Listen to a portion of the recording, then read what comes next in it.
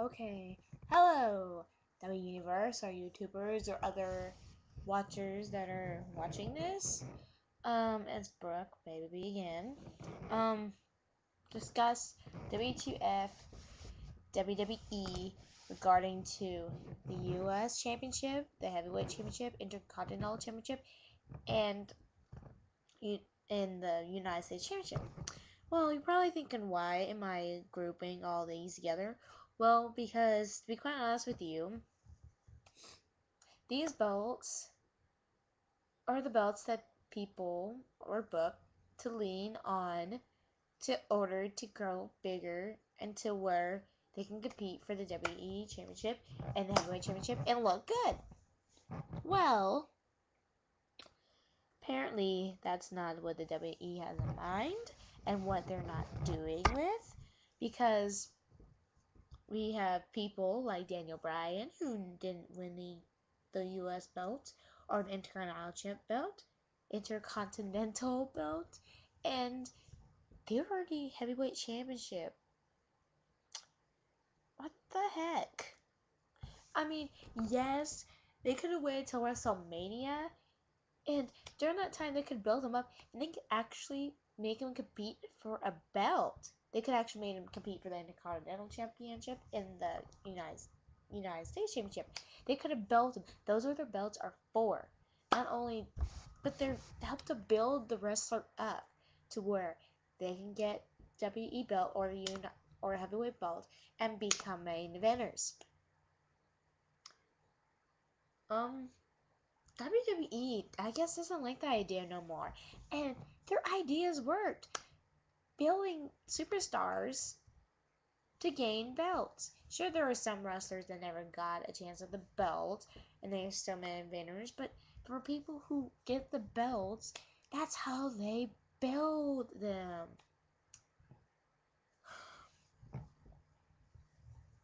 Because the WWE Championship, all we get is John Cena, CM Punk, Bert Del Rio, and maybe occasionally The Miz if he likes to step in a little bit, but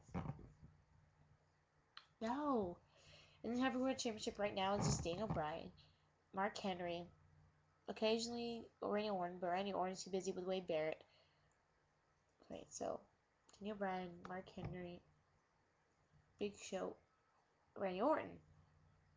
Christian's out of the matter because he's injured, but he was part of the matter. So there's 5 guys, and then for the World Heavyweight, and there's John Cena, Miz, and there's 4 for the WWE Championship that always lash back at each other. Doesn't it get really boring, WWE, to keep booking the same people and getting the same reaction of people that don't want to see it? I thought these belts meant something. I truly thought they did. And I thought they were supposed to. I thought WWE thought so too. But apparently not, because they can't even book them. They had to have the same people, same setting, same feud, everything. Everything regarding to the belt is the same. You know what?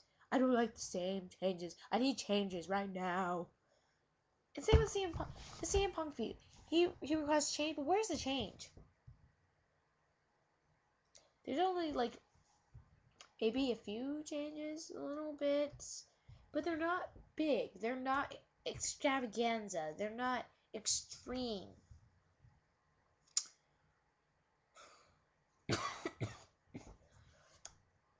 So that goes regards to the WWE belt. Now, World Heavyweight Championship belt. I got a problem with this. I love Daniel Bryan. I like Daniel Bryan a lot. But sorry, Daniel, you can't have the belt right now. You're not ready. They can't even put you in a good feud with your belt. I'm sorry.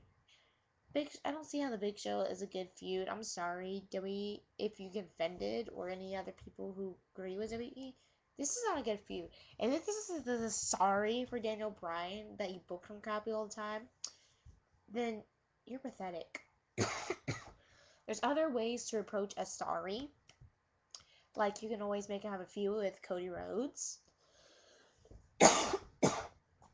Instead of having Booker T versus Cody Rhodes all the freaking time. You can have him have feuds with Dolph Ziggler. I mean, you could do a lot of stuff with Daniel Bryan, but doesn't magically put the belt on him. It screwed the belt forever, and it screwed WWE, it screwed Daniel Bryan, it screwed anybody that could have a feud with him because he is not ready yet. I'm not saying like he can't wrestle. He can to a certain point, but he got this work on his charisma, his approach, his feuds, everything that you need, charisma, passion, everything. It's not at that level it should be yet when it comes to World Heavyweight Championship because originally World Heavyweight Championship and WWE Championship were the top belts. You gotta have all the charisma, ring ability, everything a superstar complete should have, the top. Daniel Bryan is not the top superstar. Or even close to the matter of it. So why is he up there? Why does he have the belt? I don't know, it seems like WWE has lost its importance with each belt and what it signifies and its meaning and its purpose.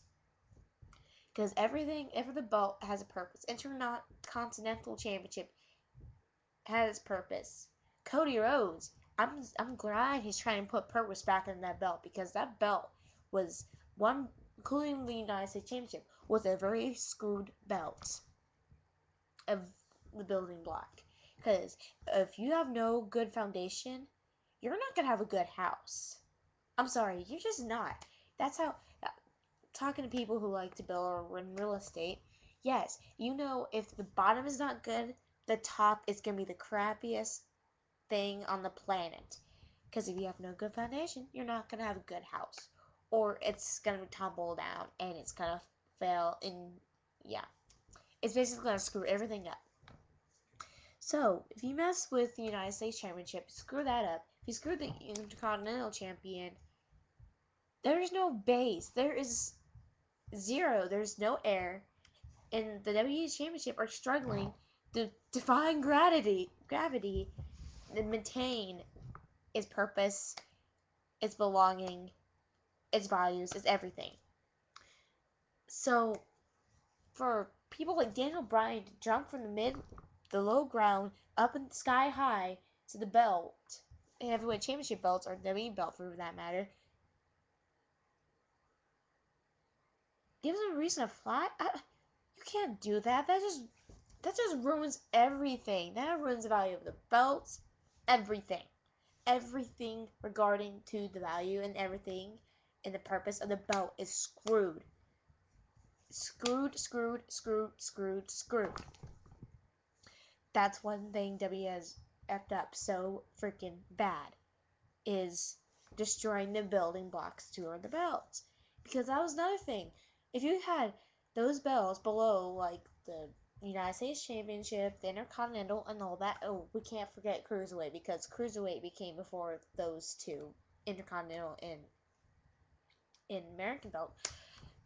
So, you had all these belts, they all had these purposes, they're all toward building blocks, and help wrestlers get better. And also include other wrestlers to help build this wrestler, but yet also build the other wrestlers. So we got good feuds, we got good belts, we got good booking, we got good pay-per-views, we got good everything every time they were on screen. And we had good talents. So, what happens is, we lose talents by doing stupid BS of BS booking, BS feuds, BS destroying the belt's foundation, everything. We destroy everything. That's why you don't mess with the belts unless you make them look good. Whether it's appearances or whether it's a different superstar, that will make the belt look better. We don't put people like Daniel Bryan, who is not ready, who is not built on a freaking belt that had high value and has good, not I was gonna say horrible, but no, good history behind it. You do not do that, WWE. You do not demolish something that helped you become popular. Same with the WWE belt. You do not demolish what has high value in your company. In fact, it ruins the income of what you get. So, same with WWE. I love the belt. I love the WWE belt. But the problem is, it's getting to the point where I'm sick and tired of looking at it because it looks crappy and looks like a toy. And it don't spin anymore. That's another thing, because Miz took care of that. So, because the Intercontinental Championship appearance is fixed. Good thing. I like the old version of the belt better than the crappy one they had before Cody Rhodes changed it. Thank you, Cody Rhodes, for changing it, because I totally agree with you. I like the belt better than the current belt that you got when you won it. United States, we can keep that look because it looks like the United States American flag. That's okay. They just need better booking. Not that I don't. I love Zack Ryder. I'm glad he won, but he needs better feuds other than Dolph Ziggler and dealing with the Kane issue. He needs better people other than dealing with Kane, because I think that was John's feud, not yours. So I think you need to stop bugging at it's John's feud, because it's screwing your like it's screwing your opportunity where no one except Jack Swagger, which, haha, he's a jobber. I love it. I don't even like Jack Swagger, even though he's from the state below me, Oklahoma. So, these building blocks are being kicked at and breaking the foundation, which is screwing WE. It's script writing, everything. Because if you mess up the belt, if you mess up the building blocks of the belt, you're screwing with the plots or the feuds. Other belts as well, because other belts are affected whether you believe it or not by their decision. People, the wrestlers, divas, I mean, everything is so much affected that is part of wrestling. But people just don't understand that, or I guess WWE, because they're not learning their lesson yet. And I think they're going to the hard way, because apparently they don't know how to listen to their own fans, and apparently they think they do, but I guess they don't. So yeah, this is not looking good for WWE. I don't think it ever will, unless they change the WWE belt appearance, get better booking, get different superstars that are qualified to be up that level, other than the ones we're trying to get at now. And then we had better booking for the United States Championship. Maybe if you want to change it, maybe you can, but I don't think the appearance is that bad. Do some good booking with the Intercontinental Championship. Make it important again. That would do. Get better booking for the Heavyweight Championship and put people who deserve to be up there, that can be main eventers up there, that are qualified to be up there. Put them up there as well.